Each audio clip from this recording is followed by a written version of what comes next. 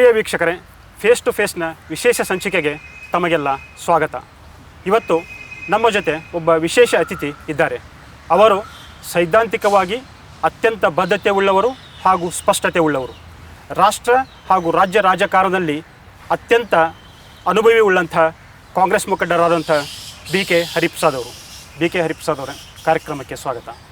Sir, ಹೇಗಿದ್ದೀರಿ? ನಿಮ್ಮ ಕಾಂಗ್ರೆಸ್ ಪಕ್ಷದ ಲೋಕಸಭೆ ಚುನಾವಣೆ ತಯಾರಿ ಹೇಗೆ ನಡೀತಾ ಇದೆ? ತಯಾರಿ ಮಾಡ್ತಾ ಇದ್ದಾರೆ. ಪಕ್ಷದವರು ಮತ್ತು ಸರ್ಕಾರದವರು ಇಬ್ಬರು ಸೇರಿ ತಯಾರಿ ಮಾಡ್ತಾ ಇದ್ದಾರೆ.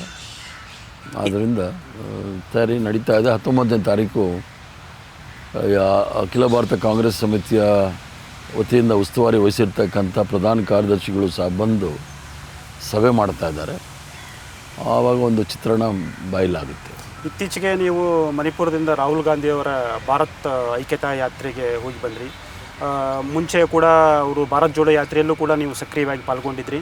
ಸೊ ಆವತ್ತಿನ ಯಾತ್ರೆಗೂ ಇವತ್ತಿನ ಯಾತ್ರೆಗೂ ಯಾವ ರೀತಿಯ ಸಾಮ್ಯತೆ ಇದೆ ಹಾಗೂ ಯಾವ ರೀತಿಯ ರೆಸ್ಪಾನ್ಸ್ ದೊರೀತಾ ಇದೆ? ಹೋದ ವರ್ಷ ನಡೆದಂಥ ಭಾರತ್ ಜೋಡೋ ಯಾತ್ರಾ ಕನ್ಯಾಕುಮಾರಿಯಿಂದ ಕಾಶ್ಮೀರವರೆಗೂ ಸುಮಾರು 4,000 ಕಿಲೋಮೀಟರ್ ದೂರ ಸಂಪೂರ್ಣವಾಗಿ ಪಾದಯಾತ್ರೆಯಲ್ಲೇ ಮಾಡಿದ್ರು. ಅದರಲ್ಲಿ ದೇಶದಲ್ಲಿ ಇದ್ದಂಥ ಒಂದು ದ್ವೇಷದಿಂದ ಕೂಡಿದಂಥ ವಾತಾವರಣವನ್ನು ತಿಳಿ ಮಾಡಲಿಕ್ಕೋಸ್ಕರ ಒಂದು ಪ್ರಯತ್ನ ರಾಹುಲ್ ಗಾಂಧಿಯವರು ಮಾಡಿದ್ರು. ಭಾಳ ಯಶಸ್ವಿಯಾಗಿದ್ದಾರೆ ಅದರಲ್ಲಿ. ತದನಂತರ ಉತ್ತರ ಪೂರ್ವ ರಾಜ್ಯದಲ್ಲಿ ಏನು ಸರ್ಕಾರದ ವೈಫಲ್ಯತೆಯಿಂದ ಸಂಪೂರ್ಣವಾಗಿ ಶಾಂತಿ ಹದಗೆಡ್ದಿದೆ ಮತ್ತು ಅಲ್ಲಿರ್ತಕ್ಕಂಥ ಜನಗಳ ಮೇಲೆ ದಬ್ಬಾಳಿಕೆ ದೌರ್ಜನ್ಯ ನಡೀತಾ ಇದೆ. ಜನಗಳಲ್ಲಿ ಒಂದು ಧೈರ್ಯವನ್ನು ತುಂಬಲಿಕ್ಕೋಸ್ಕರ ಈ ಬಾರಿ ಮಣಿಪುರ್ ರಾಜಧಾನಿಯಾಗಿರ್ತಕ್ಕಂಥ ಇಂಫಾಲಿಂದ ಈ ಭಾರತ್ ನ್ಯಾಯ ಜೋಡೋ ಯಾತ್ರಾ ಅಂಥೇಳಿ ಮಾಡ್ತಾ ಇದ್ದಾರೆ. ಜನಗಳಿಗೆ ನ್ಯಾಯ ಸಿಗಬೇಕು. ನ್ಯಾಯ ಯಾವುದ್ರಲ್ಲಿ ಸಿಗಬೇಕು ಅಂತಂದರೆ ಮಹಿಳೆಯರಿಗೆ ರಕ್ಷಣೆ ಸಿಗಬೇಕು, ಉದ್ಯೋಗ ಸಿಗಬೇಕು ಮತ್ತು ದೇಶದಲ್ಲಿರ್ತಕ್ಕಂಥ ದ್ವೇಷದ ಭಾವನೆಯಿಂದ ಮುಕ್ತಿ ಆಗಬೇಕು ಅನ್ನೋ ವಿಚಾರದಲ್ಲಿ 14ನೇ ತಾರೀಕು ರಾಹುಲ್ ಗಾಂಧಿಯವರು ಇಂಫಾಲಿಂದ ರಾಜಧಾನಿ ಪ್ರಯಾಣ ಮಾಡಿದೆ. ಇದು ಇಂಫಾಲಿಂದ ಹಿಡಿದು ಮಣಿಪುರಿಂದ ಹಿಡಿದು ಮುಂಬೈವರೆಗೂ ಸುಮಾರು 6,000 ಕಿಲೋಮೀಟರ್ ದೂರದ ಇದು ಪಾದಯಾತ್ರೆ ಮತ್ತು ಹೈಬ್ರಿಡ್ ಯಾತ್ರೆ ಅಂತ ಹೇಳಿದ್ರೆ ಕೆಲವು ಕಡೆ ಬಸ್ಸಲ್ಲೂ ಸಹ ಹೋಗ್ತಾರೆ. ಯಾಕಂತ ಹೇಳಿದ್ರೆ ಉತ್ತರ ಪೂರ್ವ ರಾಜ್ಯದಲ್ಲಿ ಇನ್ಸರ್ಜೆಂಟ್ಸ್ ಭಾಳಷ್ಟು ಉಗ್ರವಾದಿಗಳ ಚಟುವಟಿಕೆಗಳಿದೆ. ಆದ್ದರಿಂದ ಲಾ ಆ್ಯಂಡ್ ಆರ್ಡರ್ ಸಿಚುವೇಶನ್ ನೋಡಿ ಅಲ್ಲಿ ಕೆಲವು ಜಾಗದಲ್ಲಿ ಮತ್ತು ಗುಡ್ಡ ಗಾಡುಗಳಿರ್ತಕ್ಕಂಥ ಜಾಗ, ಅಲ್ಲಿ ಜನಗಳಿರೋದಿಲ್ಲ. ಆ ಜಾಗದಲ್ಲೆಲ್ಲ ರಸ್ತೆ ಮೂಲಕ ಮೋಟ್ರ್ ವೆಹಿಕಲಲ್ಲಿ ಯಾತ್ರೆ ನಡೆಯುತ್ತೆ. ಎಲ್ಲಿ ಜನಸಂದಣಿ ಇದೆ ಅಲ್ಲಿ ಪಾದಯಾತ್ರೆ ಮಾಡಿಕೊಂಡು ಜನರ ಸಂಪರ್ಕವನ್ನು ಬೆಳೆಸ್ತಾ ಇದ್ದಾರೆ ರಾಹುಲ್ ಗಾಂಧಿಯವರು. ನೀವು ಈಗ ತಾನೇ ಹೇಳಿದ್ರಿ ನಿರುದ್ಯೋಗ, ಅದರ ವಿರುದ್ಧನೂ ಕೂಡ ಈ ಯಾತ್ರೆ ನಡೀತಾ ಇದೆ, ಜನರಿಗೆ ನ್ಯಾಯ ಕೊಡೋದಕ್ಕೋಸ್ಕರ, ಜೊತೆಗೆ ಆರ್ಥಿಕ ಸಬಲೀಕರಣಕ್ಕೋಸ್ಕರ ಅಂತ. ಆದರೆ ಭಾರತೀಯ ಜನತಾ ಪಕ್ಷ ಹೇಳ್ತಾ ಇರೋದು, ಅದರ ಕೇಂದ್ರ ಸರ್ಕಾರ ಹೇಳ್ತಾ ಇರೋದು, ಆಲ್ರೆಡಿ ನಾವು 3 ಮಿಲಿಯನ್ ಎಕಾನಮಿಗೆ ಸಮೀಪ ಇದ್ದೀವಿ, ನಮ್ಮ ಗುರಿ ಇರೋದು 5 ಟ್ರಿಲಿಯನ್ ಮಿಲಿಯನ್ ಎಕಾನಮಿ. ಜೊತೆಗೆ 2013-14 ನಂತರ ನಿರುದ್ಯೋಗ ಪ್ರಮಾಣದಲ್ಲಿ ಡ್ರಾಸ್ಟಿಕ್ ಆಗಿ ಕಮ್ಮಿಯಾಗಿದೆ. 24.5% ಇದ್ದಿದ್ದು ಇವಾಗ 11% ಬಂದಿದೆ. ಇದು ಮೋದಿ ಸರ್ಕಾರದ ಸಾಧನೆ ಅಂತ. ಈಗ ಅವರು 3 ಟ್ರಿಲಿಯನ್ನೋ ಅಥವಾ 5 ಟನ್ ಅಂತನೋ ಏನೋ ಹೇಳ್ತಾ ಇದ್ರು ಎಕಾನಮಿ ಆರ್ಥಿಕ ಸ್ಥಿತಿ. ನಮ್ಮ ದೇಶದಲ್ಲಿರ್ತಕ್ಕಂಥ ಜನಸಂಖ್ಯೆ ಆಧಾರಿತದ ಮೇಲೆ ನಮ್ಮ ಆರ್ಥಿಕ ಚಟುವಟಿಕೆಗಳು ಭಾಳ ಭಾಳ ಭಾಳ ದೊಡ್ಡದಾಗಿರ್ತಕ್ಕಂಥದ್ದು. ಆದ್ದರಿಂದ ಅದು 3ನೇ ಸ್ಥಾನನೋ 6ನೇ ಸ್ಥಾನದಿಂದ 5ನೇ ಸ್ಥಾನದಿಂದ 3ನೇ ಸ್ಥಾನ ಈಗೆಲ್ಲ ಡಾಕ್ಟರ್ ಮನಮೋಹನ್ ಸಿಂಗ್ ಇದ್ದಾಗಲೇ 3ನೇ ಸ್ಥಾನದಲ್ಲಿ ಬಂದಿತ್ತು. ಅದು ನೀವು 100 ಟ್ರಿಲಿಯನ್ ಆಗಿ ಆದರೆ ಬಡತನವನ್ನು ಎಷ್ಟು ಮಟ್ಟಿಗೆ ನಿವಾರಣೆ ಮಾಡಿದ್ದೀರಿ? ಸುಮ್ಮನೆ ಅದಾನಿ ಜೊತೆಯಲ್ಲಿ ಇಡೀ ಪ್ರಪಂಚದಲ್ಲಿ ಅತಿ ಶ್ರೀಮಂತ ಉದ್ಯಮಿ ಅಂತ ಅನ್ಸ್ಕೊಂಡ್ಬಿಟ್ರೆ ದೇಶದಲ್ಲಿರ್ತಕ್ಕಂಥ ಬಡತನ ಅಥವಾ ಹಸಿವು ರೋಗ ನಿವಾರಣೆ ಆಗಿಲ್ಲ. ಸ್ವಾತಂತ್ರ್ಯ ಬಂದ ನಂತರ ಮೊದಲನೇ ಬಾರಿಗೆ 45% 45 ಭಾಗದಷ್ಟು ನಿರುದ್ಯೋಗ ಆಗಿರ್ತಕ್ಕಂಥ ನೋಡಿದಾಗ ಇತಿಹಾಸವನ್ನು ಸೃಷ್ಟಿ ಮಾಡಿದ್ದಾರೆ. 3 ಟ್ರಿಲಿಯನ್ನು ಎಕಾನಮಿ ಮಾಡಿರ್ತಕ್ಕಂಥವ್ರು ಎಲ್ಲಿಂದ ಮಾಡ್ತಾರೆ? ಜನ ಕೆಲಸ ಮಾಡಲ್ಲ ಅಂದರೆ ಎಲ್ಲಿಂದ ಅವ್ರಿಗೆ ಹಣ ಬರುತ್ತೆ? ಅಂದರೆ ನಿಮ್ಮ ಪ್ರಕಾರ ಇದು ಗ್ರೌಂಡ್ ಲೆವೆಲಲ್ಲಿ ಯಾವುದೇ ಇದು ಬೋಗಸ್. ಇದು ವಾಟ್ಸಪ್ ಯೂನಿವರ್ಸಿಟಿ ಮೆಸೇಜ್ಗಳು. ಯಾಕಂದರೆ ನರೇಂದ್ರ ಮೋದಿ ಅವರು ಇದ್ದಾರೆ ನೋಡಿ, ವಿಶ್ವಗುರು. ಅವರು ಆರ್ಥಿಕ ತಜ್ಞರು, ಅರ್ಥಶಾಸ್ತ್ರ ತಜ್ಞರು, ಮ್ಯಾಥಮೆಟಿಕ್ಸ್ ಗಣಿತದ ತಜ್ಞರು, ವೈಜ್ಞಾನಿಕ ತಜ್ಞರು, ಬಾಹ್ಯಾಕಾಶದ ತಜ್ಞರು, ಗ್ಯಾಸ್ ತಜ್ಞರು, ಅದು ಯಾವುದರಲ್ಲಿ ಅವ್ರಿಗೆ ನೋಬೆಲ್ ಪ್ರೈಸ್ ಕೊಡಬೇಕಾಗಿತ್ತು, ಅದು ಯಾಕೋ ಇನ್ನೂ ಕೊಟ್ಟಿಲ್ಲ. ಆದ್ದರಿಂದ ಜನರನ್ನ ಮರಳು ಮಾಡೋಕ್ಕೆ ಬದಲು ಜನರ ಜೀವ ಆಸ್ತಿ ಪಾಸ್ತಿ ಕಾಪಾಡ್ತಕ್ಕಂಥದ್ದು ಏನು ಮಾಡಿದ್ದಾರೆ. ನಿರುದ್ಯೋಗ ಸಮಸ್ಯೆ ಇರುವಾಗ ಇವ್ರಿಗೆ 3 ಟ್ರಿಲಿಯನ್ ಬಂದು ಏನು ಎಲ್ಲಿಂದ ಬರುತ್ತೆ? ಮತ್ತು ಉತ್ಪಾದನೆ ಕಮ್ಮಿ ಆಗಿದೆ. ದೇಶದಲ್ಲಿ 2 ಲಕ್ಷ ಕೋಟಿಗಿಂತ ಜಾಸ್ತಿ ಸಾಲ ಜಾಸ್ತಿ ಆಗ್ತಾಯಿದೆ. ಮನಮೋಹನ್ ಸಿಂಗ್ ಅವರಿದ್ದಾಗ 54 ಲಕ್ಷ ಕೋಟಿ ಇತ್ತು. ಈ 2019 ಅದು 54ರಿಂದ 154 ಲಕ್ಷ ಆಯಿತು. ಈಗ ದಾಟಿದೆ, 2 ಲಕ್ಷ ದಾಟಿದೆ. ಇಷ್ಟೊಂದು ಸಾಲ ಮಾಡಿದಾಗ ಅದನ್ನೇನು ಯಾರು ತೀರಿಸೋದು ಯಾರು? ಅದು ಜನಸಾಮಾನ್ಯರ ಹೆಗಲ ಮೇಲೆ ಹೊರೆ. ಇದನ್ನೆಲ್ಲ ಅರ್ಥ ಮಾಡಿಕೊಳ್ಳದೆ ಸುಮ್ಮನೆ ವಾಟ್ಸಪ್ ಯೂನಿವರ್ಸಿಟಿನಲ್ಲಿ ಭಾಷಣಗಳು ಮಾಡಿಕೊಂಡು ನಾವು ಪ್ರಪಂಚದಲ್ಲೇ ಭಾಳ ದೊಡ್ಡವರು, ವಿಶ್ವಗುರು. ಯಾವುದಕ್ಕೆ ವಿಶ್ವಗುರು? ಯಾರಾದರೂ ನಿಮ್ಮನ್ನು ಸಲಹೆ ಕೇಳಿದ್ದೀರಾ?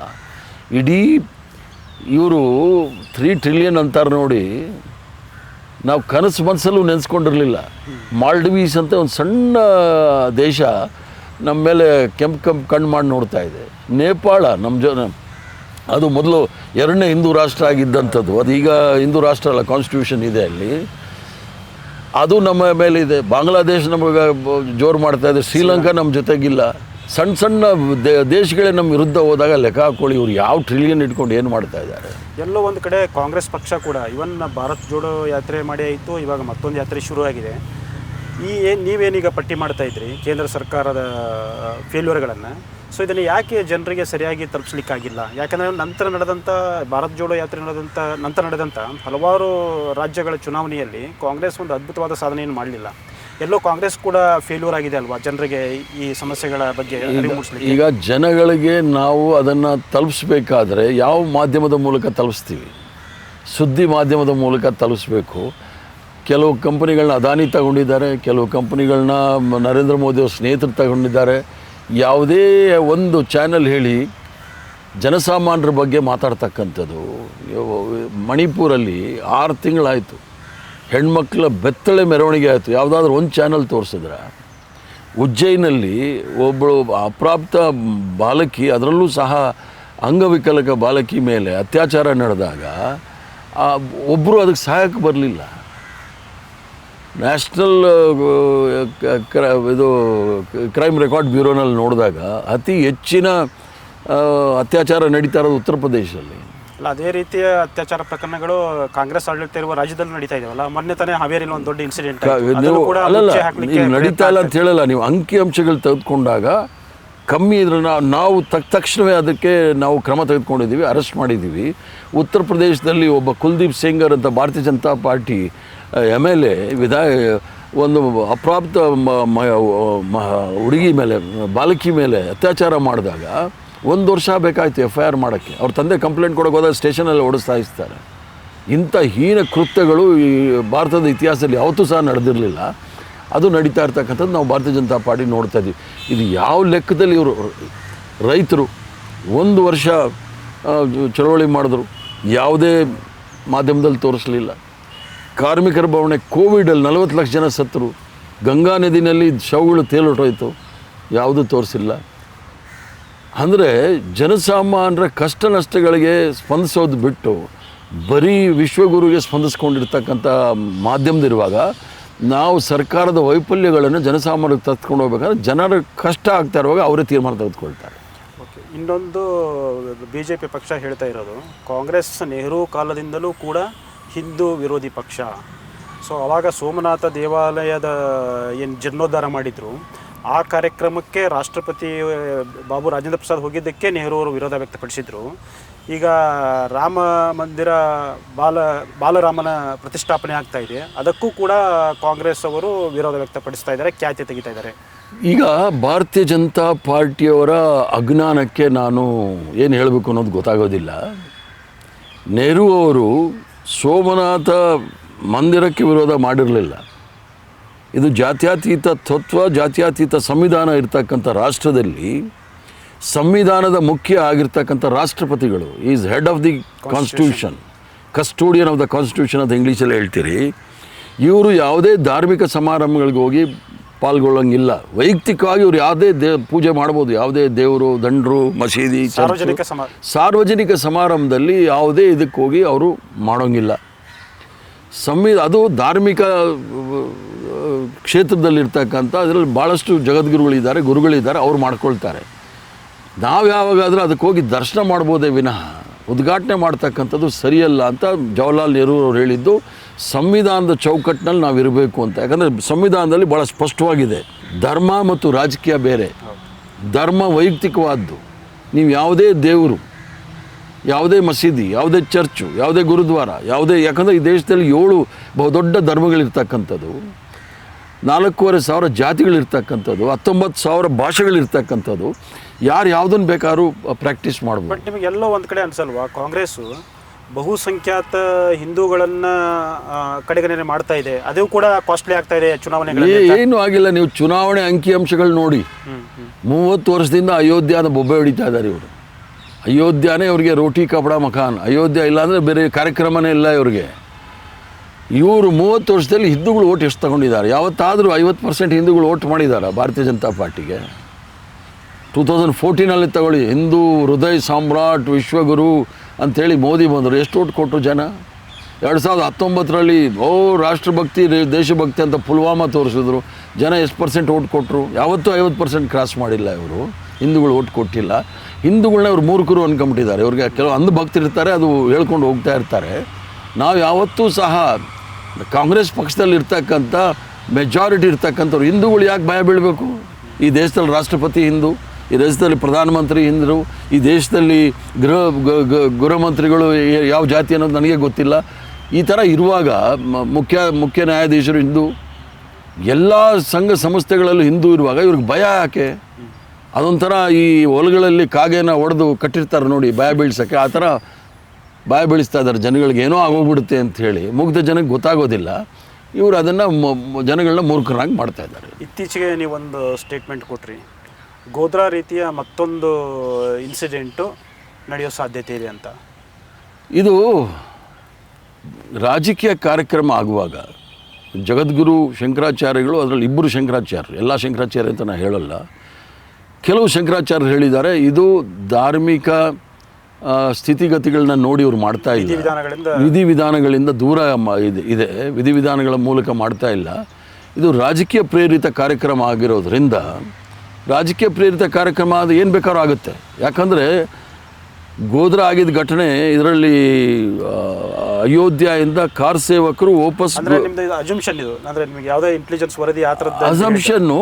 ಯಾಕಂದರೆ ಭಾರತೀಯ ಜನತಾ ಪಾರ್ಟಿಯ ಖ್ಯಾತೆ ನಾವು ನೋಡಿದ್ದೀವಿ.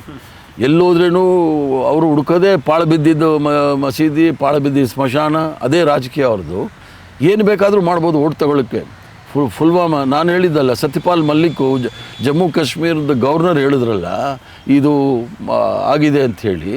ಅದೇ ಥರ ನಾನು ಗುಜರಾತಲ್ಲಿ 4.5 ವರ್ಷ ಇದ್ದವನು. ನಾನು ಅಲ್ಲಿ ಗೋಧ್ರಾದಲ್ಲಿ ನಡೆದ ಕಾರಣಗಳೇನು ಅನ್ನೋದು ನನಗೆ ಭಾಳ ಸ್ಪಷ್ಟವಾಗಿ ಗೊತ್ತಿದೆ. ಆದ್ದರಿಂದ ನಾನು ಹೇಳಿದ್ದು, ಯಾರು ಅಯೋಧ್ಯೆಗೆ ಭಕ್ತಾದಿಗಳು ಹೋಗ್ತಾರೆ ಅವ್ರಿಗೆ ಸಂಪೂರ್ಣವಾದ ರಕ್ಷಣೆ ಕೊಡಬೇಕು ಅಂತೇಳಿ. ಅದನ್ನು ಮಾಧ್ಯಮದವರು ಭಾರತೀಯ ಜನತಾ ಪಾರ್ಟಿ ತಿರುಗಿಸಿ ಹೇಳಿದ್ರು. ನಾನು ಹೇಳಿದ್ದು ಆ ಥರ ಘಟನೆಗಳಾಗಬಾರ್ದು. ಯಾರು ಭಕ್ತರು ಅಥವಾ ಅಂಧಭಕ್ತರು ಅಯೋಧ್ಯೆಗೆ ಹೋಗ್ತಾರೆ ರಾಮನ ದರ್ಶನಕ್ಕೆ, ಅವ್ರಿಗೆ ಸಂಪೂರ್ಣವಾದ ರಕ್ಷಣೆ ಕೊಡಬೇಕು ಅಂತ. ಅಂದರೆ ಹಿಂದೂಗಳಿಗೆ ರಕ್ಷಣೆ ಕೊಡಬೇಕು ಅನ್ನೋದು ತಪ್ಪ? ಭಾರತೀಯ ಜನತಾ ಪಾರ್ಟಿಯವ್ರ ಪ್ರಕಾರ ನಾನು ಹೇಳಿರೋದು ಹಿಂದೂಗಳಿಗೆ ರಕ್ಷಣೆ ಕೊಡೋದು ತಪ್ಪು ಅಂತ ಹೇಳ್ತಾ ಇದ್ದಾರೆ ಅವರು. ಅದಕ್ಕೆ ಅವ್ರ ಮೇಲೆ ಕ್ರಮ ತೆಗೆದುಕೊಳ್ಬೇಕು. ನಾನು ಹೇಳಿದ್ದು, ಯಾವ ಭಕ್ತರು ಅಯೋಧ್ಯೆಗೆ ಹೋಗ್ತಾರೆ ಅವ್ರಿಗೆ ಸಂಪೂರ್ಣವಾದ ರಕ್ಷಣೆ ಕೊಡಬೇಕು ಸರ್ಕಾರಗಳು. ತಪ್ಪೇನಿದೆ ಅದರಲ್ಲಿ? ಅದನ್ನು ತಿರುಚಿ ಹೇಳ್ತಕ್ಕಂಥವ್ರು ಇವರು ಹಿಂದೂ ವಿರೋಧಿಗಳು, ಭಾರತೀಯ ಜನತಾ ಪಾರ್ಟಿಯವರು. ಮತ್ತೆಲ್ಲ ಕೂಗುಮಾರಿಗಳು ಲೈನಾಗಿ ಕೂಗಿದ್ರು ನನ್ನ ಮೇಲೆ. ಯಾರೋ ಒಬ್ಬರು ಮಂಪರು ಪರೀಕ್ಷೆ ಮಾಡಬೇಕು ಅಂದರು, ಅರೆಸ್ಟ್ ಮಾಡಬೇಕು ಅಂದರು. ಮಂಪರು ಪರೀಕ್ಷೆಗೆ ನಾನು ತಯಾರು. ಅದು ಏನು ಒಳ್ಳೆ ಒಂದು ವಾರ್ಡಲ್ಲಿ ಮಾಡೋಂಥದ್ದಲ್ಲ. ಪಬ್ಲಿಕ್ಕಲ್ಲಿ ಟಿ ವಿಗಳು ಮಾಧ್ಯಮದ ಮಧ್ಯದಲ್ಲಿ ನಂದು ಭಾರತೀಯ ಜನತಾ ಪಾರ್ಟಿ ಅಧ್ಯಕ್ಷನ ಮಂಪರು ಪರೀಕ್ಷೆ ಮಾಡಲಿ, ಎಲ್ಲ ಹೊರಗಡೆ ಬರುತ್ತೆ. ಸೊ ನೀವೆಲ್ಲ ಹೇಳ್ತಾ ಇದ್ದೀರಾ, ಹೌದು ಮೋದಿಯವರು ಏನೂ ಮಾಡಿಲ್ಲ, ಸೊ BJP ಸರ್ಕಾರ ಈ 10 ವರ್ಷಗಳಲ್ಲಿ ಸಂಪೂರ್ಣ ವಿಫಲವಾಗಿದೆ. ಹಾಗಾದರೆ INDIA ಏನೀಗ ಮೈತ್ರಿಕೂಟ ಇದೆ, NDA ವಿರುದ್ಧವಾಗಿ ಮಾಡ್ತಾಯಿದ್ದೀರಿ, ಅಲ್ಲೂ ಕೂಡ ಎಲ್ಲ ಸರಿಯಿಲ್ಲ. ಈಗ ತಾನೇ ನೀವು ಒಂದು 25 ಪಕ್ಷಗಳು ಒಟ್ಟಿಗೆ ಸೇರ್ತಾ ಇದ್ದೀರಿ. ಸೊ ಮೋದಿ ಅವರನ್ನು ಎದುರಿಸಲಿಕ್ಕೆ ಪ್ರಬಲವಾದ ನಾಯಕರು ಯಾರಂತ ಇನ್ನೂ ಡಿಸೈಡ್ ಆಗಿಲ್ಲ ನಿಮ್ಮ INDA ಇಲ್ಲಿ? ನೋಡಿ, ಮೋದಿ ಅವರು ತೆಗೆದುಕೊಂಡಿರ್ತಕ್ಕಂಥದ್ದು ಅತ್ಯಂತ ಹೆಚ್ಚಿನ ಓಟು 37%. ಅಧಿಕಾರ ನಡೆಸಲಿಕ್ಕೆ ಸಾಕಲ್ಲ, ಅಧಿಕಾರಕ್ಕೆ ನಡೆಸಲಿಕ್ಕೆ ಸಾಕು. ಜನ ಸಂಪೂರ್ಣವಾಗಿ ಅವ್ರಿಗೆ ಬೆಂಬಲ ಕೊಟ್ಟಿಲ್ಲ. ಒಂದು ಇಂಡಿಯಾದಲ್ಲಿ ಇರ್ತಕ್ಕಂಥವ್ರು INDIA ಇರ್ತಕ್ಕಂಥವ್ರು ಎಲ್ಲ ಸ್ವತಃ ಸ್ವಂತ ವರ್ಚಸ್ಸಿನ ಮೇಲೆ ನಿಂತಿರ್ತಕ್ಕಂಥವ್ರು ಅವರೆಲ್ಲ. ಅವರ ರಾಜ್ಯದಲ್ಲಿ ಭಾರತೀಯ ಜನತಾ ಪಾರ್ಟಿ ಒಳಗಡೆ ಹೋಗೋಕ್ಕಾಗೋದಿಲ್ಲ. ಅವರು ಅದನ್ನು ಕಾಪಾಡ್ಕೊಂಡು ಬಂದಿದ್ದಾರೆ.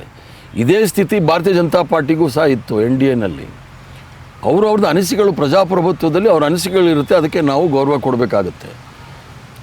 ಕಡೆಯದಾಗಿ ಎಲ್ಲ ಇಂಡಿಯಾದಲ್ಲಿರ್ತಕ್ಕಂಥ ಒಕ್ಕೂಟದಲ್ಲಿರ್ತಕ್ಕಂಥವ್ರಿಗೂ ಪ್ರಮುಖವಾಗಿ ಎಲ್ಲರ ಅನಿಸಿಕೆ ಏನು ಅಂದರೆ, ಈ ದೇಶದಲ್ಲಿ ಪ್ರಜಾಪ್ರಭುತ್ವ ಉಳ್ಕೊಳ್ಬೇಕು, 2024ನೇ ಚುನಾವಣೆ ಕಟ್ಟಕಡೆಯ ಚುನಾವಣೆ ಆಗಬಾರ್ದು, ಸಂವಿಧಾನವನ್ನು ರಕ್ಷಣೆ ಮಾಡಬೇಕು ಅನ್ನೋ ಮೂಲ ಉದ್ದೇಶದಿಂದ ಎಲ್ಲ ಒಟ್ಟಾಗಿರ್ತೀವಿ, ಭಾರತೀಯ ಜನತಾ ಪಾರ್ಟಿನ ಸೋಲಿಸ್ತೀವಿ. ಸೊ ನೀವು ರಾಷ್ಟ್ರ ರಾಜಕಾರಣದಲ್ಲಿ ಒಂದು ರೀತಿಯ ದೊಡ್ಡ ಮಟ್ಟದ ಅನುಭವ ನಿಮಗಿದೆ.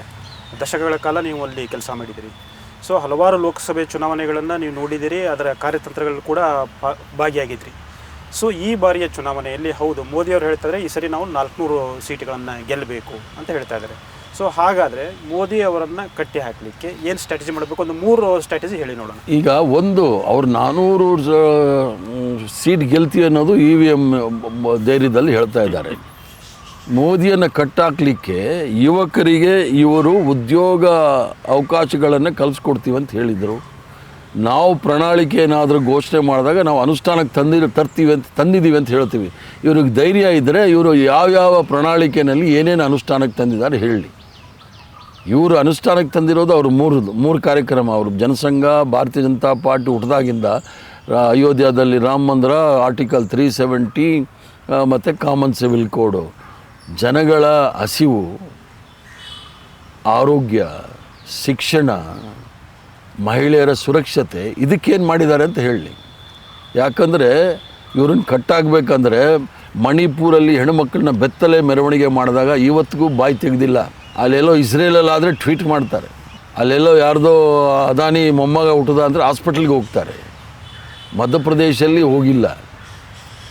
ಅಂದರೆ ಮಲತಾಯಿ ಧೋರಣೆ, ಭಾರತೀಯ ಜನತಾ ಪಾರ್ಟಿ ವಿರೋಧ ಸರ್ಕಾರಗಳಿರ್ತಕ್ಕಂಥ ಮಲತಾಯಿ ಧೋರಣೆಗಳು ಇದು ನಿಮ್ಮ ವೆಸ್ಟ್ ಬೆಂಗಾಲ್ ಇರ್ಬೋದು, ಬಿಹಾರ್ ಇರ್ಬೋದು, ಕರ್ನಾಟಕ ಇರ್ಬೋದು, ಕೇರಳ ಇರ್ಬೋದು, ತಮಿಳ್ನಾಡು ಇರ್ಬೋದು, ಯಾವುದೇ ರಾಜ್ಯಗಳನ್ನ ನೋಡಿ ಇವರು ವಿರುದ್ಧವಾಗಿರ್ತಕ್ಕಂಥ ಸರ್ಕಾರಗಳ ಮೇಲೆ ED, IT, CBI ಇವ್ರದ್ದು ಮಂಚೂಣಿ ಘಟಕಗಳಾಗೋಗ್ಬಿಟ್ಟಿದೆ. ಅದು ಸಂಪೂರ್ಣವಾಗಿ ಎಲೆಕ್ಷನ್ ಕಮಿಷನ್ ಕೂಡ ಈಗ ಅದನ್ನು ತಿದ್ದುಪಡಿ ತಂದು ಅದರಲ್ಲಿ ಕೇಂದ್ರ ಸರ್ಕಾರದ ಮಂತ್ರಿ ಒಬ್ಬ ಅದರಲ್ಲಿರ್ತಾನೆ.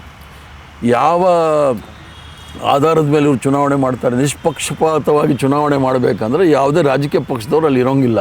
ಸೊ ನೀವೀಗ ತಾನೇ ಹೇಳ್ತಾ ಇದ್ದೀವಿ ನಾವು, ಅಂದರೆ ಕಾಂಗ್ರೆಸ್ನ ಅವಕಾಶಗಳ ಬಗ್ಗೆ ಮಾತಾಡ್ತಾ ಇದ್ದೀವಿ ನಾವು ಲೋಕಸಭೆ ಚುನಾವಣೆಯಲ್ಲಿ.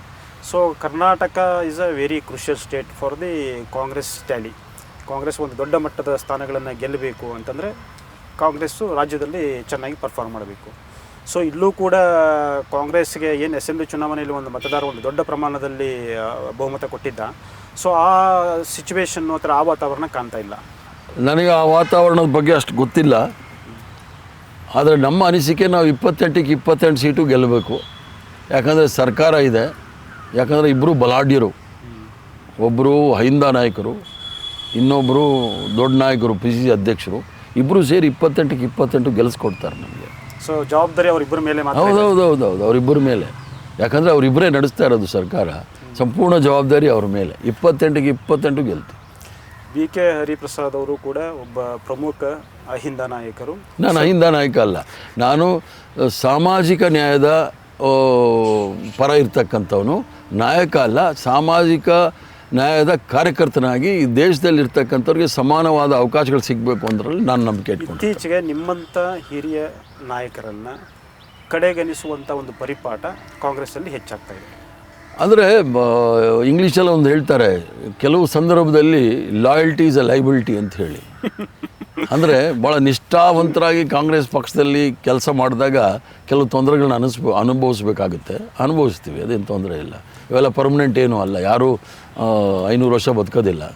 ಸೊ ಮುಖ್ಯಮಂತ್ರಿ ಸಿದ್ದರಾಮಯ್ಯ ಅವರು ನಿಮ್ಮ ನಡುವೆ ವೈಮನಸ್ಸಿಗೆ ಏನು ಕಾರಣ? ಅಂದರೆ ಈವರೆಗೂ ಸರಿ ಹೋಗಿಲ್ವಾ? ಅಥವಾ ಕೂತ್ಕೊಂಡು ಮಾತಾಡೋ ಅದು ಅವ್ರನ್ನೇ ಕೇಳಬೇಕು. ನೀವೇನಾದರೂ ಕೂತ್ಕೊಂಡು ಮಾತಾಡೋ ಪ್ರಶ್ನೆನೇ ಬರಲ್ಲ. ನಾನು ನನ್ನ ನಂಬಿಕೆ ಕಾಂಗ್ರೆಸ್ ಪಕ್ಷದ ಸಿದ್ಧಾಂತ ಸಾಮಾಜಿಕ ನ್ಯಾಯ, ಸರ್ವಧರ್ಮ ಸಮಭಾವ ಮತ್ತು ಕಾಂಗ್ರೆಸ್ ಪಕ್ಷದ ನಾಯಕತ್ವದಲ್ಲಿ ನಿಷ್ಠೆ ಇಟ್ಕೊಂಡವ್ನು ನಾನು. ಅದು ಇಂದಿರಾ ಗಾಂಧಿ ಇರ್ಬೋದು, ರಾಜೀವ್ ಗಾಂಧಿ ಇರ್ಬೋದು, ಸೋನಿಯಾ ಗಾಂಧಿ ಇರ್ಬೋದು, ರಾಹುಲ್ ಗಾಂಧಿ ಇರ್ಬೋದು, ಸಂಜಯ್ ಗಾಂಧಿ ಜೊತೆಲೂ ಇದ್ದವನು ನಾನು ಜೈಲಲ್ಲಿ. ಆದ್ದರಿಂದ ಅವರ ನಾಯಕತ್ವದಲ್ಲಿ ಬಂದಿರತಕ್ಕಂಥ ನಾನು, ಇನ್ನು ಬೇರೆ ಯಾರ್ದು ನನಗೆ ಬೇಕಾಗೂ ಇಲ್ಲ. ಎಲ್ಲೋ ಒಂದು ಕಡೆ ಹರಿಪ್ರಸಾದ್ ಅವ್ರನ್ನ ಸಂಪೂರ್ಣವಾಗಿ ಮೂಲೆಗುಂಪು ಮಾಡಬೇಕು ಅನ್ನೋ ಒಂದು ಷಡ್ಯಂತ್ರ ನಡೆಯುತ್ತಿರೋದು ಕಾಣಿಸ್ತಾ ಇದೆ. ಯಾಕಂತ ಹೇಳ್ತೀನಿ ನಿಮಗೆ. ಸೊ ಒಂದು ಫಸ್ಟ್ಗೆ ಅವ್ರಿಗೆ ಸಂಪುಟದಲ್ಲಿ ಸ್ಥಾನ ಕೊಡಲಿಲ್ಲ, ಹಿರಿಯ ನಾಯಕರಾಗಿದ್ದರು, ನ್ಯಾಯಯುತವಾಗಿ ಸಿಗಬೇಕಾಗಿತ್ತು. ಆ ನಂತರ ಕರಾವಳಿ ಭಾಗದಲ್ಲಿ ನಿಮ್ಮ ಸಮುದಾಯದ ಜನರು ಹೆಚ್ಚಿರುವಂಥ ಜನರಲ್ಲಿ ಅವರದೇ ಒಂದು ಸಭೆ ಮಾಡೋಕ್ಕಾಗತ್ತೆ, ಒಂದು ಕಾರ್ಯಕ್ರಮ ಆಗುತ್ತೆ. ಆ ಕಾರ್ಯಕ್ರಮದಲ್ಲೂ ನಿಮ್ಮನ್ನು ಕಡೆಗಣಿಸಲಾಗತ್ತೆ. ಜೊತೆಗೆ ಪರ್ಯಾಯ ನಾಯಕರನ್ನು ಸೃಷ್ಟಿ ಮಾಡಬೇಕು ಅಂತ ಬೇರೆ ಪಕ್ಷದವರನ್ನ ಕರ್ಕೊಂಡು ಬಂದು ಅವರಿಗೆ ಪಟ್ಟಾಭಿಷೇಕ ಮಾಡಲಾಗಿದೆ. ಅದಕ್ಕೆ ನಾನು ಹೇಳಿದೆ ಇಂಗ್ಲೀಷಲ್ಲಿ word loyalty is A liability ಅಂತ ಹೇಳಿ. ಬಟ್ ಅದು it's not a bad quality. ನಿಷ್ಠೆ ಅಂತಕ್ಕಂಥದ್ದು ಸ್ವಲ್ಪ ಸಮಯ ಹಿಡಿಬೋದು. ಅಂದರೆ ಇನ್ನೂ ತುಂಬ ಸಹನೆಯಿಂದ ಇಲ್ಲ, ಸ್ವಲ್ಪ ಸಹನೆ ಬೇಕಾಗುತ್ತೆ, ಕೆಟ್ಟದೇನಲ್ಲ. ಇವೆಲ್ಲ ಟೆಂಪ್ರವರಿ, ಬರ್ತವೆ ಹೋಗ್ತಾ ಇರ್ತವೆ. ಬಾಡಿಗೆ ಮನೆಯಲ್ಲಿ ಹೆಂಗೆ ಬರ್ತಾರೆ, ಸೀಸನಲ್ಲಿ ಬರ್ತಾರೆ ಹೋಗ್ತಾರೆ. ನಾವೆಲ್ಲ ಬಾಡಿಗೆ ಮನೆಯವರಲ್ಲ, ನಾವು ಸ್ವಂತ ಮನೆಯಲ್ಲಿರೋರು. ಸ್ವಲ್ಪ ಸಮಯ ಬೇಕಾಗುತ್ತೆ. DCMಗೆ ಸಂಬಂಧಪಟ್ಟ ಹಾಗೆ ಆಲ್ರೆಡಿ ಒಬ್ಬರು DCM ಇದ್ದಾರೆ. ಮುಂಚೆ ಒಂದು 4-5 DCM ಪೋಸ್ಟ್ ಸೃಷ್ಟಿ ಮಾಡಬೇಕಂತಿತ್ತು. ಆಲ್ರೆಡಿ ಕೆಲವು ಪ್ರಮುಖ ನಾಯಕರು ಸಪ್ರೇಟಾಗಿ ಸಭೆ ಮಾಡ್ತಾರೆ, ರಹಸ್ಯ ಸಭೆಗಳನ್ನ ಮಾಡ್ತಾರೆ. ಸೊ ನಮ್ಮ ಸಮುದಾಯಕ್ಕೂ DCM ಬೇಕು, ಅದರಿಂದ ಮಾತ್ರ ನಾವು ಲೋಕಸಭೆ ಚುನಾವಣೆಯಲ್ಲಿ ಹೆಚ್ಚು ಸ್ಥಾನಗಳನ್ನು ಗೆಲ್ಲಲಿಕ್ಕೆ ಸಾಧ್ಯ ಅನ್ನೋ ಅಭಿಪ್ರಾಯವನ್ನು ಬಹಿರಂಗವಾಗಿ ಮಾಧ್ಯಮಗಳ ಮುಂದೆ ವ್ಯಕ್ತಪಡಿಸ್ತಾ ಇದ್ದಾರೆ. ಈಗ ಆಲ್ ಇಂಡಿಯಾ ಕಾಂಗ್ರೆಸ್ ಕಮಿಟಿ ಅಧ್ಯಕ್ಷರು ಮಲ್ಲಿಕಾರ್ಜುನ್ ಖರ್ಗೆ ಸಾಹೇಬರು ಹೇಳಿದ್ದಾರೆ, ಇದನ್ನೆಲ್ಲೂ ಬಹಿರಂಗವಾಗಿ ಚರ್ಚೆ ಮಾಡಬಾರ್ದು ಅಂತ. ಅದಕ್ಕೆ ನಾನೊಬ್ಬ ಆಲ್ ಇಂಡಿಯಾ ಕಾಂಗ್ರೆಸ್ ಕಮಿಟಿನಲ್ಲಿ ಸುಮಾರು 25 ವರ್ಷ ಇದ್ದವನು. ಆ ಥರ ನಿರ್ದೇಶನಗಳಿಗೆ ಬಂದಾಗ ಸ್ವಲ್ಪ ಸಾವಧಾನದಿಂದ ಇರಬೇಕಾಗತ್ತೆ. ಅದನ್ನು ಅವ್ರು ತೀರ್ಮಾನ ತೆಗೆದುಕೊಳ್ತಾರೆ. ಅಂದರೆ ಕಾಂಗ್ರೆಸ್ ಪಕ್ಷದಲ್ಲಿ ನಾವು ಯಾವುದೋ ನಾಗ್ಪುರಿಂದ ಹೇಳ್ತಕ್ಕಂಥ ಹೇಳಿಕೆಗಳನ್ನ ತೆಗೆದುಕೊಳ್ಳೋದಿಲ್ಲ. ನಮ್ಮಲ್ಲಿ ಚರ್ಚೆಗಳಾಗುತ್ತೆ, ಸ್ವಲ್ಪ ಚರ್ಚೆ ಬಹಿರಂಗವಾಗಿ ಆಗ್ತಾಯಿದೆ. ಅದೊಂದು ಸ್ವಲ್ಪ ಇರಿಸ್ಮೂರ್ಸ್ ಅಷ್ಟೇ ವಿನಃ ಬಹಿರಂಗವಾಗಿ ಚರ್ಚೆ ಆಗಿ ಕೆಲವರು ಕೇಳ್ತಾ ಇದ್ದಾರೆ ನಮಗೂ ಉಪಮುಖ್ಯಮಂತ್ರಿ ಬೇಕು ಅಂಥೇಳಿ. ಅದನ್ನು ತೀರ್ಮಾನ ಆಲ್ ಇಂಡಿಯಾ ಕಾಂಗ್ರೆಸ್ ಕಮಿಟಿ ತೆಗೆದುಕೊಳ್ಳುತ್ತೆ. ಬಟ್ ಈಗಲೂ ಕೂಡ ಏನು ನಾಗಪುರ ಸಂಸ್ಕೃತಿ ಇಲ್ಲಿ ರಾಜ್ಯ ಕಾಂಗ್ರೆಸ್ಸಲ್ಲಿ ಬಂದಿದೆ ಅನಿಸ್ತಾ ಇದೆ. ಅಂದರೆ ಯಾರೋ ಒಬ್ಬರು ಮಾತ್ರ ನಿರ್ಧಾರ ತೊಗೊಳ್ತಾ ಇದ್ದಾರೆ, ಒಬ್ಬರು ಇಬ್ಬರು ಅಲ್ಲ. ಒಂದೊಂದು ಸಮಯದಲ್ಲಿ ಆಗುತ್ತೆ, ಆದರೆ ಅದಾಗಬಾರ್ದು ಅಂತಲೇ ಇವರೆಲ್ಲ ಬಹಿರಂಗವಾಗಿ ಚರ್ಚೆ ಮಾಡ್ತಾ ಇರೋದು. ಈಗ ತಾವೇನು ಕೇಳಿದ್ರಿ, ಉಪಮುಖ್ಯಮಂತ್ರಿ ಸ್ಥಾನ ಮತ್ತೊಂದು ಮಗದೊಂದು, ಅದಾಗಬಾರ್ದು ಆ ಥರ ಇಲ್ಲ ಅನ್ನೋದಕ್ಕೆ ಇವರೆಲ್ಲ ಬಹಿರಂಗವಾಗಿ ಚರ್ಚೆ ಮಾಡ್ತಾ ಇರೋದು. ಗ್ಯಾರಂಟಿ ಸ್ಕೀಮ್ಗಳನ್ನು ಒಂದು ದೊಡ್ಡ ಪ್ರಮಾಣದಲ್ಲಿ ಪ್ರಚಾರ ಮಾಡಿ ಗ್ಯಾರಂಟಿ ಸ್ಕೀಮ್ಗಳ 5 ಗ್ಯಾರಂಟಿ ಸ್ಕೀಮ್ಗಳನ್ನು ನೀವು ಜಾರಿಗೆ ತಂದಿದ್ದೀರಿ. ಸೊ ನಿಜವಾಗಲೂ ಈ ಗ್ಯಾರಂಟಿ ಸ್ಕೀಮ್ಗಳು ಜನರಿಗೆ ತಲುಪ್ತಾ ಇದ್ದಾವೆ ಅನ್ನೋದು ಒಂದು ಪ್ರಶ್ನೆ. ಜೊತೆಗೆ ಈ ಗ್ಯಾರಂಟಿ ಸ್ಕೀಮ್ಗಳಿಂದ ಆಗಿರುವಂಥ ಆರ್ಥಿಕ ಹೊರೆ ಅಂದರೆ 56,000 ಕೋಟಿ ರೂಪಾಯಿ ಬೇಕು ವಾರ್ಷಿಕವಾಗಿ. ಸೊ ಹೀಗಾಗಿ ಬೇರೆ ಅಭಿವೃದ್ಧಿ ಕಾಮಗಾರಿಗಳಿಗೆ ಇನ್ನೂ ಅನುಮೋದನೆ ಸಿಕ್ಕಿಲ್ಲ. ಸೊ ಶಾಸಕರಲ್ಲೂ ಕೂಡ ಒಂದು ದೊಡ್ಡ ಅಸಮಾಧಾನ ಇದೆ. ಸೊ ನಾನು 50 ಕೋಟಿ 30 ಕೋಟಿ ಖರ್ಚು ಮಾಡಿ ಚುನಾವಣೆ ಗೆದ್ದು ಬಂದಿದ್ದೀನಿ, ನನಗೆ ಅನುದಾನನೇ ಬಂದಿಲ್ಲ ಅಂತಂದರೆ ನಾನು ಜನರಿಗೆ ಮುಖ ಏನು ತೋರಿಸಲು, ಎಲ್ಲಿಂದ ನಿಮಗೆ ಲೋಕಸಭೆ ಚುನಾವಣೆಗೆ ನಾನು ಓಟ್ ತಂದು ಕೊಡಲಿ ಅಂತ ಕೇಳ್ತಾ ಇದ್ದಾರೆ. ಅವ್ರು ಎಷ್ಟು ಖರ್ಚು ಮಾಡಿದ್ದಾರೆ ಅದ್ರ ಬಗ್ಗೆ ನನ್ನ ಅಂಕಿ ಅಂಶಗಳಿಲ್ಲ. ಆದರೆ ಗ್ಯಾರಂಟಿ ಸ್ಕೀಮಿಂದಲೇ ನಾವು ಅಧಿಕಾರಕ್ಕೆ ಬಂದೀವಿ ಅನ್ನೋದು ತಪ್ಪು. ಅದು ಒಂದು ಕಾರಣ, ಗ್ಯಾರಂಟಿ ಸ್ಕೀಮು ಒಂದು ಕಾರಣ. ಪ್ರಮುಖವಾಗಿ ನಾವು ಅಧಿಕಾರಕ್ಕೆ ಬಂದಿರತಕ್ಕಂಥದ್ದು ಒಂಥರ ಅಸುರಕ್ಷತೆ ಇತ್ತು ಅಲ್ಪಸಂಖ್ಯಾತರಲ್ಲಿ ಮತ್ತು ದಲಿತರಲ್ಲಿ, ದುರ್ಬಲ ವರ್ಗದವ್ರಿಗೆ. ಭಾರತೀಯ ಜನತಾ ಪಾರ್ಟಿಯ ದೌರ್ಜನ್ಯ ದಬ್ಬಾಳಿಕೆ ಮಾಡ್ತಾ ಇದ್ರಲ್ಲ, ಸಂವಿಧಾನವನ್ನು ಗಾಳಿಗೆ ತೂರಿದರು ಮತ್ತು ಯಾರಿಗೂ ಸಹ ಜೀವನ ನಡೆಸದೇ ಇರೋ ಮಟ್ಟಕ್ಕೆ ಕಾರ್ಯಕ್ರಮಗಳು ಹಮ್ಮಿಕೊಂಡ್ಬಿಟ್ಟಿದ್ರು. ಇದರ ವಿರುದ್ಧವಾಗಿ ಅವರೆಲ್ಲ ಒಂದಾಗಿ ಕಾಂಗ್ರೆಸ್ ಪಕ್ಷಕ್ಕೆ ಬೆಂಬಲ ಕೊಟ್ಟರು, ಇವರಿಂದ ನಮಗೆ ರಕ್ಷಣೆ ಸಿಗುತ್ತೆ ಅಂತ.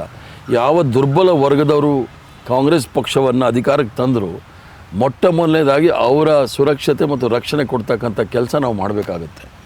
ಗ್ಯಾರಂಟಿ ಒಂದು ಕಡೆ, ಅದು ಯಾರೂ ಸಹ ಅದು ನಮ್ಮ ಕಾರ್ಯಕ್ರಮ ಏನೋ 5 kg 10 kg ಅಂತ ಮಾತಾಡ್ತಾರೆ ಈ ವಾಟ್ಸಪ್ ಯೂನಿವರ್ಸಿಟಿನಲ್ಲಿ. ಯಾರೂ ಸಹ ಹೊಟ್ಟೆ ಹಸಿವಿನಿಂದ ಮಲಗ್ಕೊಳ್ಬಾರ್ದು, ರಾತ್ರಿ ಹೊತ್ತು ಹೊಟ್ಟೆ ತುಂಬ ಅಂಥೇಳಿ ಊಟ ಮಾಡಿ ಮಲಗಬೇಕು ಅನ್ನೋ ಮೂಲ ಉದ್ದೇಶದಿಂದ 2011ನೇ ಇಸ್ವಿನಲ್ಲಿ ಡಾಕ್ಟರ್ ಮನಮೋಹನ್ ಸಿಂಗ್ ಅವರು, ಸೋನಿಯಾ ಗಾಂಧಿ ಅವರು ಆಹಾರ ಸಂರಕ್ಷಣಾ ಕಾಯ್ದೆಯನ್ನು ತಂದು, ಅದು ಕಾರ್ಯಕ್ರಮ ಅಲ್ಲ, ಕಾನೂನು. ಯಾರೂ ಸಹ ಹೊಟ್ಟೆಗಿಲ್ಲದೆ ಮಲಗಬಾರ್ದು ಅನ್ನೋ ರೀತಿಯಲ್ಲಿ ಕಾನೂನು ಇಡೀ ಪ್ರಪಂಚದಲ್ಲೇ ಎಲ್ಲೂ ಇಲ್ಲ. ಅದನ್ನು ತಂದು ಅದನ್ನು ಕೊಟ್ಟರೆ ಅದು ನಾವೇ ಮಾಡಿದ್ದೀವಿ ಅಂತ ವಿಶ್ವಗುರು ಒಂದು ಕೆಲಸ ಮಾಡಿರೋದು ಹೇಳ್ಬಿಡ್ಲಿ. ಬರೀ ಪಾಯ್ಖಾನೆ ಮಾಡಿರೋದು ಬಿಟ್ಟರೆ ಬೇರೆ ಏನಾದರೂ ಮಾಡಿದಾರ ಕೇಳಕ್ಕೆ ಹೇಳಿ. ಉಜ್ವಲ ಯಾವುದು ಉಜ್ವಲನೂ ಬೋಗಸ್ಸೆ. ಎಷ್ಟು ಜನಕ್ಕೆ ಗ್ಯಾಸ್ ಸಿಲಿಂಡರ್ ಕೊಟ್ಬಿಟ್ಟಿದ್ದಾರೆ, ಫಿಲಪ್ ಎಲ್ಲಿ ಮಾಡ್ತಾರೆ? ಕಿಸಾನ್ ಸಮ್ಮಾನ್ ಏನು 400 ರೂಪಾಯಿದ್ದು ಗ್ಯಾಸಿಗೆ 1100 ಹೋಗ್ಬಿಟ್ಟಿದೆಯಲ್ಲ. ಕಿಸಾನ್ ಸನ್ಮಾನ್ಗೆ ರೈತರು 800 ಜನ ಸತ್ತರು, ಒಬ್ಬರನ್ನ ಕುಟುಂಬಕ್ಕೆ ಏನಾದರೂ ಭೇಟಿ ಕೊಟ್ಬಿಟ್ಟೆ ಸಂತಾಪ ಹೇಳಿದಾರ? ಆ ಥರ ಜನಸಾಮಾನ್ಯರ ಜೀವ ಆಸ್ತಿ ಪಾಸ್ತಿ ಬಗ್ಗೆ ಈ ವಿಶ್ವಗುರುಗೆ ಏನೂ ಗೌರವ ಇಲ್ಲ, ಕಾಳಜಿ ಇಲ್ಲ. ಆದ್ದರಿಂದ ಜನಸಾಮಾನ್ಯರು ತೀರ್ಮಾನ ತೆಗೆದುಕೊಳ್ತಾರೆ. ಪ್ರಸಕ್ತ ಕಾಂಗ್ರೆಸ್ಸಲ್ಲಿ BK ಹರಿಪ್ರಸಾದ್ ಅವರ ಸ್ಥಾನಮಾನ ಏನು? ನಾನೊಬ್ಬ ಕಾಂಗ್ರೆಸ್ ಪಕ್ಷದ ಕಾರ್ಯಕರ್ತ. ಅದು ಆರಂಭದಿಂದಲೂ ಇದ್ದೀರಿ? ಹಾಂ, ಆರಾಮದಿಲ್ಲ. ಅದಕ್ಕಿಂತ ಕಡೆಯವ್ರಿಗೆ ಇರ್ತೀನಿ, ಅದರಲ್ಲಿ ಏನು ತೊಂದರೆ ಇಲ್ಲ. ಅದಕ್ಕಿಂತ ಶಕ್ತಿಯುತವಾದ ಹುದ್ದೆ ಯಾವುದೂ ಇಲ್ಲ ಕಾಂಗ್ರೆಸ್ ಪಕ್ಷದ ಕಾರ್ಯಕರ್ತ ಅನ್ನೋದು. ಮುಕ್ತವಾಗಿ ಮಾತಾಡ್ತಕ್ಕಂಥ ಶಕ್ತಿನೂ ಇದೆ, ಧೈರ್ಯನೂ ಇದೆ, ಅನ್ಯಾಯದ ವಿರುದ್ಧ ಮಾತಾಡೋಕ್ಕೂ ಧೈರ್ಯ ಇದೆ, ಪಕ್ಷಪಾತ ಭೇದ ಭಾವ ಆದಾಗಲೂ ಮಾತಾಡೋಕ್ಕೆ ಶಕ್ತಿ ಇದೆ. ಯಾರಾದರೂ ಬಂದು ದಬ್ಬಾಳಿಕೆ ಮಾಡ್ತೀವಿ ಅಂದರೆ ಅದಕ್ಕೂ ಸಹ ಉತ್ತರ ಕೊಡೋ ಧೈರ್ಯ ಇದೆ. ಆದ್ದರಿಂದ ಮೂಲೆ ಗುಂಪು ಕಡೆ ಗುಂಪು ಅಂತ ಯಾರಿಗೆ ಭಯ ಇದೆ ನೋಡಿ, ನಾವೆಲ್ಲಿ ಮೂಲೆ ಗುಂಪು ಆಗೋಗ್ಬಿಡ್ತೀವಿ ಅಂತ ಅವ್ರು ಅನ್ಸ್ಕೊಂಡಿರ್ಬೋದು. ಆದ್ದರಿಂದ ಅದಕ್ಕೆಲ್ಲ ನಾವು ತಲೆನೂ ಕೆಡಿಸ್ಕೊಳ್ಳಲ್ಲ. BJP ಸಂಸದ ಅನಂತಕುಮಾರ್ ಹೆಗಡೆ ಅವರು ಇತ್ತೀಚೆಗೆ ಒಂದು ಸ್ಟೇಟ್ಮೆಂಟ್ ಕೊಡ್ತಾರೆ. ಭಟ್ಕಳಲ್ಲಿ ಇರುವಂತಹ ಒಂದು ಮಸೀದಿಯನ್ನು ಕೂಡ ನಾವು ಕೆಡುತ್ತೀವಿ ಅಂತ. ಸರ್ಕಾರ ನಿದ್ದೆ ಮಾಡ್ತಾ ಇದೆಯೋ ಏನು ಮಾಡ್ತಾ ಇದೆ ಗೊತ್ತಿಲ್ಲ ನನಗೆ. ತತ್ಕ್ಷಣವೇ ಅವ್ರ ಸುಪ್ರೀಂ ಕೋರ್ಟ್ದು ಡೈರೆಕ್ಷನ್ಸ್ ಇದೆ, ಯಾರಾದರೂ ಪ್ರಚೋದನಕಾರಿ ಭಾಷಣ ಮಾಡಿದ್ರೆ ತತ್ಕ್ಷಣವೇ FIR ಮಾಡಬೇಕು ಅಂಥೇಳಿ. ಇನ್ನೂ FIR ಮಾಡಿಲ್ದಿರೋದು ನೋಡಿದಾಗ ಸರ್ಕಾರ ಏನು ಮಾಡ್ತಾ ಇದೆ ಅನ್ನೋದನ್ನು ಪ್ರಶ್ನೆ. ನಾನು ಅದಕ್ಕೆ ಮೊದಲು ಹೇಳಿದ್ದು, ನಮಗೆ ಅಸುರಕ್ಷತೆ ಇರೋದ್ರಿಂದ ಕೆಲವು ಸಮುದಾಯದವರು ನಮ್ಮ ಜೊತೆ. ಗೃಹ ಸಚಿವರು ಹೇಳಿಕೆ ಕೊಟ್ಟಿದ್ದಾರೆ, ಪೊಲೀಸರು ಕ್ರಮ ತಗೊಳ್ತಾರೆ, ಅಗತ್ಯ ಬಿದ್ದರೆ ಅರೆಸ್ಟ್ ಮಾಡ್ತಾರೆ. ಮಾಡಬೇಕು. ಗೃಹ ಸಚಿವರ ಪ್ರಶ್ನೆ ಅಲ್ಲ ಇದು. ಆ ರೀತಿಯ ಒಂದು ಹೇಳಿಕೆಗಳು ಕೊಟ್ಟಾಗ ಮುಖ್ಯಮಂತ್ರಿಗಳು ಮುತುವರ್ಜಿ ವಹಿಸಿ ಕ್ರಮ ತೆಗೆದುಕೊಳ್ಬೇಕು, ತತ್ಕ್ಷಣ FIR ಆಗಬೇಕು. ಅಲ್ಲಿ ನೋಡಿದ್ರೆ ಕಲ್ಲಡ್ಕ ಪ್ರಭಾಕರನ್ ಬಗ್ಗೆ ಅವಹೇಳನ ಮಾಡ್ತಕ್ಕಂಥ ಪ್ರಚೋದನಕಾರಿ ಭಾಷಣ ಮಾಡಿದ ಅವ್ರ ಮೇಲೆ FIR ಆಗೋದಿಲ್ಲ. ಇವರು ಲೋಕಸಭಾ ಸದಸ್ಯರು ಆ ಮಸೀದಿನ ಕೆಡುತ್ತಿ ಅಂತಾರೆ, ಅವ್ರ ಮೇಲೆ FIR ಆಗೋದಿಲ್ಲ. ನಮ್ಮ ಸರ್ಕಾರಕ್ಕೆ ಬಂದ ಪ್ರಯೋಜನ ಏನು? ಅಂದರೆ ಕಾನೂನು ಸುವ್ಯವಸ್ಥೆ ಕೂಡ ಇಲ್ಲಿ ಯಾವುದೇ ಮುಲಾಜಿಲ್ಲದೆ ಮಾಡಬೇಕು. ಯಾಕಂದರೆ ಇವತ್ತೇನಾದರೂ ಸರ್ಕಾರ ಇದ್ದರೆ ಆ ಒಂದು ಅಲ್ಪಸಂಖ್ಯಾತರು ಮತ್ತು ದಲಿತರ ಮುಲಾಜಿಂದ ಇರ್ತಕ್ಕಂಥ ಸರ್ಕಾರ. ನಾವು ಭಾರತೀಯ ಜನತಾ ಪಾರ್ಟಿನ ಅಂಕಿಅಂಶಗಳು ನೋಡಿದಾಗ ನಾವು ಸೋಲಿಸಿಲ್ಲ. ಜನರು ಅವರ ನೋವಿಗೆ ತಡಿಲಾರದೆ ನಮ್ಮನ್ನು ಇವ್ರು ಬಂದರೆ ಸ್ವಲ್ಪ ನಮಗೆ ರಕ್ಷಣೆ ಇರುತ್ತೆ ಅಂತ ಮಾಡಿದ್ದಾರೆ. ಅವರ ನಂಬಿಕೆ ಹುಸಿ ಆಗಬಾರ್ದು ಅನ್ನೋದಿದ್ದರೆ ತತ್ಕ್ಷಣ FIR ಆಗಬೇಕು. ಸೊ ಈ ರಾಮ ಮಂದಿರ ಇಶ್ಯೂ ಒಂದು ಪಾಯಿಂಟ್ ಬಿಟ್ಟೋಯ್ತು. ಈ ರಾಮ ಮಂದಿರ ಬಾಲರಾಮನ ಪ್ರತಿಷ್ಠಾಪನೆ ಬಗ್ಗೆ ಮಾತಾಡ್ತಾ ಇದ್ದೀವಿ. ಸೊ BJP ಅದನ್ನು ಚುನಾವಣಾ ಪ್ರಚಾರಕ್ಕೆ ಬಳಕೆ ಮಾಡ್ಕೊಳ್ತಾ ಇದೆ, ರಾಜಕೀಯಗೊಳಿಸಿದೆ. ಆ ಕಾರಣಕ್ಕೆ ನಾವು ಕಾಂಗ್ರೆಸ್ ಅವರು ಭಾಗವಹಿಸ್ತಿಲ್ಲ ಅಂತ ನೀವು ಹೇಳ್ತಾ ಇದ್ದಾರೆ. ಅದೇ ರೀತಿ ಅಲ್ಪಸಂಖ್ಯಾತರ ತುಷ್ಟೀಕರಣಕ್ಕೋಸ್ಕರ ಕಾಂಗ್ರೆಸ್ ಇದರಲ್ಲಿ ಭಾಗವಹಿಸ್ತಾ ಇಲ್ಲ ಅಂತ BJP ಅವರು ಹೇಳ್ತಾರೆ. ಹೇಳಬೇಕಲ್ಲ, ಸುಮ್ಮನೆ ಸ್ಲೋಗನ್ ಬಿಟ್ಟರೆ ಆಗಲ್ಲ. ಎಲ್ಲಿ ತುಷ್ಟೀಕರಣ ಮಾಡಿದ್ದೀವಿ? ಸಂವಿಧಾನದಲ್ಲಿರ್ತಕ್ಕಂಥ ಹಕ್ಕನ್ನು ಅವ್ರಿಗೆ ಕೊಡ್ತಕ್ಕಂಥದ್ದು ತುಷ್ಟೀಕರಣ ಆದರೆ ಇವರು ಬಹುಸಂಖ್ಯಾತರ ತುಷ್ಟೀಕರಣ ಯಾಕೆ ಮಾಡ್ತಾ ಇದ್ದಾರೆ? ಬಹುಸಂಖ್ಯಾತರ ತುಷ್ಟೀಕರಣ ಮಾಡ್ತಾ ಇರೋದು ಯಾಕೆ ಅಂತ ಹೇಳಿದ್ರೆ ಸಂವಿಧಾನವನ್ನು ಮುಗಿಸ್ಲಿಕ್ಕೆ, ಪ್ರಜಾಪ್ರಭುತ್ವ ಇರಬಾರ್ದು ಅಂಥೇಳಿ. ಸುಪ್ರೀಂ ಕೋರ್ಟ್ ಜಜ್ಮೆಂಟು ಕೂಡ ನೋಡಿ ನೀವು, ರಾಮ ಮಂದಿರ ಅಯೋಧ್ಯೆಯಲ್ಲಿ ಬಹುಸಂಖ್ಯಾತರ ಅನಿಸಿಕೆಗಳಿಗೆ, ನಂಬಿಕೆಗಳಿಗೆ, ಭಾವನೆಗಳಿಗೆ ಧಕ್ಕೆ ಆಗದೆ ಇರೋ ರೀತಿಯಲ್ಲಿ ತೀರ್ಮಾನ ನಾವು ತೆಗೆದುಕೊಳ್ಳೋಕ್ಕಾಗೋದಿಲ್ಲ ಅಂತ ಹೇಳಿಕೊಟ್ಟಿರೋದು. ಅವರು ಬಾಬರಿ ಮಸ್ಜಿದ್ ಕೆಡುವುದು ನಿಜ ಅಂತ ಹೇಳಿದ್ದಾರೆ ಅಂದರೆ ಅವರು ಕೂಡ ತುಷ್ಟೀಕರಣ ಮಾಡ್ತಾ ಇದ್ದಾರೆ ಅಂತನಾ? ನ್ಯಾಯ ಧರ್ಮ ಅನ್ನೋದಿದೆ, ಹಿಂದುತ್ವ ಅಂತ. ಹಿಂದುತ್ವಕ್ಕೂ ಹಿಂದೂ ಧರ್ಮಕ್ಕೆ ಭಾಳ ವ್ಯತ್ಯಾಸ ಇದೆ. ಹಿಂದೂ ಧರ್ಮದಲ್ಲಿ ನ್ಯಾಯ ಧರ್ಮ ಅನ್ನೋದಿದೆ, ಅನ್ಯಾಯದ ವಿರುದ್ಧ ಹೋರಾಟಬೇಕು ಅನ್ನೋದಿದೆ. ಹೇಳಬೇಕಿದೆಲ್ಲ ಅನ್ಯಾಯ, ಇದೆಲ್ಲ ನ್ಯಾಯ ಧರ್ಮ ಅನ್ನೋದೆಲ್ಲ. ಆದ್ದರಿಂದ ಇವರು ಏನು 75 ವರ್ಷದಲ್ಲಿ ಸಾಧನೆ ಮಾಡಿತ್ತು ಕಾಂಗ್ರೆಸ್ ಪಕ್ಷ, ಅದನ್ನು ಇವರು ಹಿಂದಕ್ಕೆ ತೆಗೆದುಕೊಂಡು ಹೋಗ್ತಾ ಇದ್ದಾರೆ. ಅದೇ ಕಂಪ್ಲೀಟ್ ವಿರೋಧಾಭಾಸ ಹೇಳಿಕೆ ಇದೆ ಇದು. ಅವ್ರು ಹೇಳ್ತಾರೆ 75 ವರ್ಷದಲ್ಲಿ ಕಾಂಗ್ರೆಸ್ ಇಡೀ ಭಾರತ ದೇಶವನ್ನು ಹಾಳು ಮಾಡಿದ್ದು ಅಂತ. 75 ವರ್ಷದಲ್ಲಿ ಕರೆಕ್ಷನ್ಸ್ ನಾವು ಹಾಕ್ತಾ ಇದೀವಿ. ಹೇಳಿ, ಒಂದು ಹೇಳಿ, ಏನಾದರೂ ಒಂದು ಕಾರ್ಯಕ್ರಮ ಇವರು ಒಂದು ಮಾಡಿದ್ದಾರೆ ಅನ್ನೋದು ಹೇಳಿ. 3,000 ಕೋಟಿ ರೂಪಾಯಿ ಖರ್ಚು ಮಾಡಿಬಿಟ್ಟು ಸರ್ದಾರ್ ಪಟೇಲ್ ಸ್ಟ್ಯಾಚ್ಯೂ ಇಟ್ಬಿಟ್ರೆ ಅದು ಅಭಿವೃದ್ಧಿ ಅಲ್ಲ. ಅಥವಾ ಇನ್ನೊಂದು ಸ್ಟ್ಯಾಚು ಇನ್ನೆಲ್ಲೋ ಮಾಡಿದ್ರು ಅದನ್ನು ಅಭಿವೃದ್ಧಿಗಳಲ್ಲ, ಬಡವರಿಗೆ ಏನು ಮಾಡಿದ್ರು ಅಂತ ಹೇಳಿ, ಅದು ಮುಖ್ಯ. 75 ವರ್ಷದಲ್ಲಿ ನಾವೇನು ಮಾಡಿದ್ದೀವಿ, ಯಾವ ಸ್ಥಿತಿನಲ್ಲಿ ಇದ್ವಿ ನಾವು ಸ್ವಾತಂತ್ರ್ಯ ಬಂದಾಗ, ಈಗ ಯಾವ ಸ್ಥಿತಿನಲ್ಲಿದ್ದೀವಿ ಅಂತೇಳಿ ಯಾವುದಾದ್ರೂ ಒಂದೇ ವೇದಿಕೆಯಲ್ಲಿ ಯಾವುದೇ ಭಾರತೀಯ ಜನತಾ ಪಾರ್ಟಿ ನಾಯಕರು ಒಂದು ದಿವಸ ಚರ್ಚೆಗೆ ಬಂದರೆ ನಾನು ತಯಾರಿದ್ದೀನಿ ಮಾಡಲಿ, ಆ ಉತ್ತರ ಕೊಡ್ತೀನಿ ಅವ್ರಿಗೆ. ಇದು ಸುಮ್ಮನೆ ವಾಟ್ಸಪ್ ಯೂನಿವರ್ಸಿಟಿನಲ್ಲಿ ನಾವೇನೂ ಮಾಡಿಲ್ಲ ಅಂಥೇಳಿ ಸಂಪೂರ್ಣವಾಗಿ ಮಕ್ಕಳನ್ನ ರಸ್ತೆಗೆ ಬಿಟ್ಬಿಟ್ಟಿದ್ದಾರೆ. ನಿರುದ್ಯೋಗ ಅವ್ರಿಗೆ ಬೇಕಲ್ಲ, ಕಲ್ಲೊಡಿಯೋಕ್ಕೆ ಬೆಂಕಿ ಹಚ್ಚಕ್ಕೆಲ್ಲ ಬೇಕು, ಅದಕ್ಕೆ ಉಪಯೋಗಿಸ್ಕೊಳ್ತಾ ಇದ್ದಾರೆ ಮಕ್ಕಳನ್ನ ವಿನ ಅವ್ರಿಗೆ ಒಳ್ಳೆ ಕೆಲಸ ಏನು ಹೇಳ್ತಾ ಇಲ್ಲ. ಕೊನೆಯ ಪ್ರಶ್ನೆ, ನಿಮ್ಮ ಅನುಭವದ ಪ್ರಕಾರ 2024ರ ಈ ಲೋಕಸಭೆ ಚುನಾವಣೆಯಲ್ಲಿ ಯಾವ ಪಕ್ಷಕ್ಕೆ ಏನು ಬರ್ಬೋದು ಸ್ಥಾನಗಳು, ಅಂದರೆ ಅಂದಾಜಾಗಿ ನಿಮಗೊಂದು ಅನುಭವ? ಭಾರತೀಯ ಜನತಾ ಪಾರ್ಟಿ ಅಧಿಕಾರದಲ್ಲಿ ಇರೋಲ್ಲ, NDA ಇರುತ್ತಾ? ಅದು ಯಾರು ಬರುತ್ತೆ ನೋಡೋಣ ಮುಂದೆ. ಅಷ್ಟು ಸುಲಭ ಅಲ್ಲ, ಯಾಕಂದರೆ ಹಾಹಾಕಾರ ಇದೆ ದೇಶದಲ್ಲಿ, ಉತ್ತರ ಪೂರ್ವ ರಾಜ್ಯದಲ್ಲಿ, ದಕ್ಷಿಣ ಭಾರತದಲ್ಲಿ. ನೋಡಿ ಯಾವ ರೀತಿ ಇದೆ ಅಂಥೇಳಿ. ನೀವು ಒಂದು ಸರ್ಪ್ರೈಸ್ ರಿಸಲ್ಟ್ ಎಕ್ಸ್ಪೆಕ್ಟ್ ಮಾಡಿ. ಸರ್ಪ್ರೈಸ್ ರಿಸಲ್ಟ್ ಇರುತ್ತೆ. ಪ್ರಿಯ ವೀಕ್ಷಕರೇ, ಇಷ್ಟೊತ್ತು ಕಾಂಗ್ರೆಸ್ನ ಹಿರಿಯ ಮುಖಂಡರಾದಂಥ BK ಹರಿಪ್ರಸಾದ್ ಅವರು ಹಲವಾರು ಜ್ವಲಂತ ರಾಜಕೀಯ ವಿಷಯಗಳ ಬಗ್ಗೆ ನಮ್ಮ ಜೊತೆ ಅತ್ಯಂತ ಮುಕ್ತವಾಗಿ ಹಾಗೂ ಅವರ ಸ್ಪಷ್ಟ ಅಭಿಪ್ರಾಯಗಳನ್ನು ಹಂಚಿಕೊಂಡ್ರು. ಇದೇ ಇವತ್ತಿನ ವಿಶೇಷ. ಸರ್, ಇಷ್ಟೊತ್ತು ನಮ್ಮ ಕಾರ್ಯಕ್ರಮದಲ್ಲಿ ಪಾಲ್ಗೊಂಡು ಹಲವಾರು ವಿಷಯ ಹಂಚಿಕೊಂಡ್ರು. ಧನ್ಯವಾದ. Thank you so much.